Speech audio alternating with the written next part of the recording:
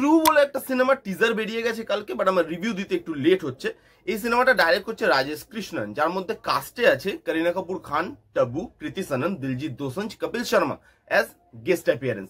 এবারের গল্পটা যদি একটু বলি, টিজার দেখে যেটুকু বোঝা যাচ্ছে, তিনটে ব্যাড অ্যাস এয়ার হোস্টেস যারা নিজের কাজ নিয়ে খুব ফেড আপ, তারা একটা ক্রাইমের মধ্যে ইনভলভ হয়ে যাচ্ছে। কি সেই ক্রাইম, তারা কিভাবে বেরোবে এখান থেকে, আর এর মধ্যে কমেডি কিভাবে ঢুকছে, এই সবকিছু নিয়ে সিনেমাটা হতে চলেছে। ট্রেলার এলে এই স্টোরিটা আরেকটু পরিষ্কার হয়ে যাবে, তখন না এটাকে নিয়ে ডিটেলে আরো বেশি কথা বলা যাবে। আমার এই টিজারটা খুব ভালো লেগেছে, বেশ কিছু পজিটিভ দিক আছে, সেগুলো নিয়ে কথা বলবো। এর মধ্যে ফার্স্ট যে আমার পজিটিভ দিকটা লেগেছে, এর কাস্টিং। তিনটে অ্যাক্ট্রেস যারা দুর্দান্ত অ্যাক্টিং করে এবং তাদের তিনজনকেই দেখতে খুব ভালো লাগছে। এই টিজারের মধ্যে একটা গ্ল্যামার কোর্শন যে সিনেমাতে অ্যাড হতে চলেছে সেটা কিন্তু এখনই বোঝা যাচ্ছে। করিনা কাপুর, যাকে অনেক দিন বাদে মুভিতে দেখে বেশ ভালো লাগছে, তার পুরনো অবতারে যে একটু ন্যাকামো করবে, একটু ওভার দ্য টপ অ্যাক্টিং করবে, সেরকম করিনা কাপুরকে দেখে কিন্তু আমার এখানে বেশ ভালো লাগছে। তাবু, যে রিসেন্টলি খুব ভালো ভালো কাজ করছে এবং সে খুব সাকসেসফুল রিসেন্ট টাইমে। কৃতি সানন, আজকালকার হিরোইনদের মধ্যে সব থেকে ভালো যদি অ্যাক্টিং করে সেটা হচ্ছে কৃতি সানন, যে নিজেকে এই কদিনে প্রুভ করেছে এবং সেও কিন্তু খুব ভালো অ্যাক্টিং করে। তিনজনকে দেখতে ভালো লাগছে। এবার দেখার এই সিনেমাতে এই তিনটে অ্যাক্ট্রেসের কেমিস্ট্রি কেমন ওয়ার্ক করে। এই তিনজনকে দেখার জন্য, এই তিনজনের পারফরমেন্স দেখার জন্য আমি বসে আছি। এই তিনজনের কেমিস্ট্রিটা ওয়ার্ক করা এই সিনেমার জন্য খুব দরকার।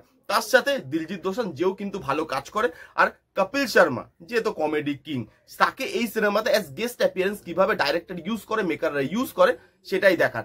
কাস্টিংটা আউটস্ট্যান্ডিং, আনইউজুয়াল, ফ্রেশ, এবং এদের কাজ দেখার জন্য আমি বসে আছি। নেক্সট যেটা নিয়ে কথা বলবেন, প্লটটা না খুব ইন্টারেস্টিং। তিনজন এয়ার হোস্টেস, তারা কিভাবে একটা ক্রাইমের মধ্যে ঢুকে যাচ্ছে, সেখান থেকে কিভাবে বেরোচ্ছে, তার মধ্যে সিচুয়েশনাল কমেডি কিভাবে ঢুকছে, এই সবকিছু নিয়ে এই সিনেমার প্লটটা হতে চলেছে। এবার প্লটটা কিন্তু বেশ ইন্টারেস্টিং। বেশি কিছু প্লটের ব্যাপারে রিভিল করা হয়নি, যেটা ভালো।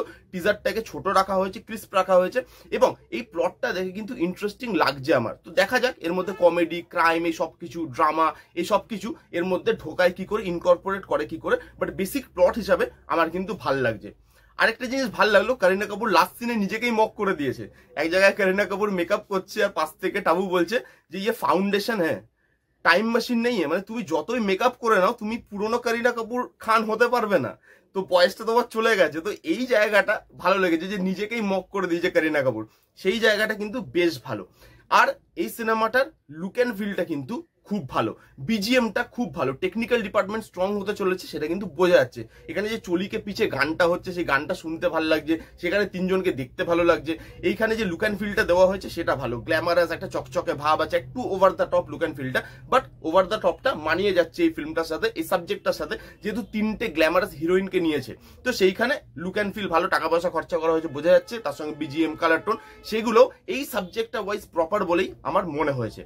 এই ছিল মোটামুটি পজিটিভ দিক। এবার যদি নেগেটিভ দিক নিয়ে কথা বলি, দেখুন কমেডিটা এখানে আমার জন্য ওয়ার্ক করেনি। এবার এটা না প্রথমে আমি নেগেটিভ দিকে রাখতে চাইছিলাম না, এর কারণ হচ্ছে এটা হয়তো সিচুয়েশনাল কমেডি হতে চলেছে, যে মুভি যখন চলবে তখন এর মানে সিচুয়েশনটা দেখে যেই কমেডিটা ক্রিয়েট হবে সেটাতে হয়তো আমাদের হাসি পেতে পারে, টিজারে কমেডিটা দেখে হয়তো হাসি পাচ্ছে না, এরকমও হতে পারে। তাই কমেডিটা নিয়ে এখন বিস্তারিতভাবে আলোচনা না করে মুভি এলে আলোচনা করলে বেশি ভালো হবে। কারণ হতে পারে এই তিনজনের সঙ্গে এমন কিছু সিচুয়েশন ক্রিয়েট হয়, তার জন্য যখন তারা কাজকর্ম করছে তখন আমাদের হাসি পাচ্ছে। যেহেতু টিজারের মধ্যে খুব ফাস্ট পেস কাট ইউজ করা হয়েছে, কমেডিটা আমরা এখানে ফিল করতে পারছি না, সেটাও হতে পারে। তো কমেডিটা নিয়ে যখন মুভি আসবে তখন বেশি কথা বললে ভালো হবে।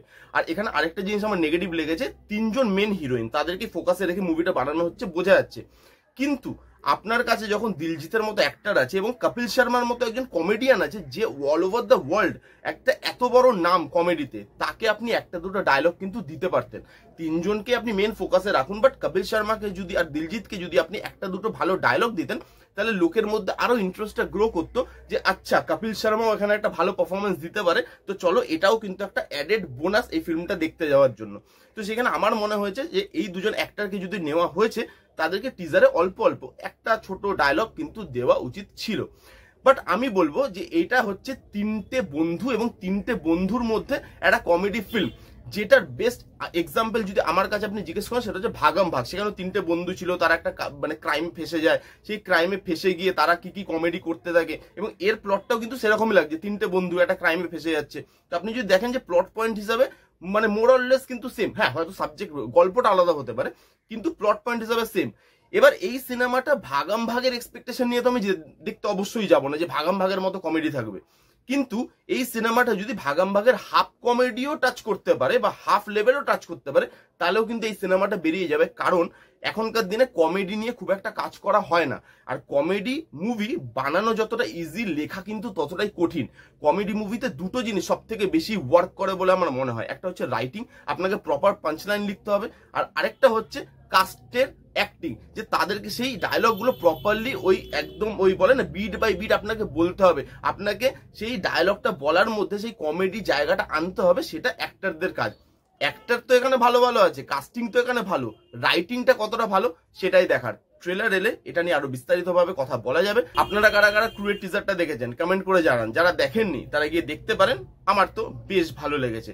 এই রিভিউটা কেমন লাগলো জানাতে ভুলবেন না। রিভিউটা যদি ভালো লাগে তাহলে please give it thumbs up, like করবেন, কমেন্ট করবেন, শেয়ার করবেন, চ্যানেলটাকে মাস্ট সাবস্ক্রাইব করবেন। দেখা হচ্ছে নেক্সট কোনো ভিডিওতে, ততক্ষণ bye bye, take care and be safe.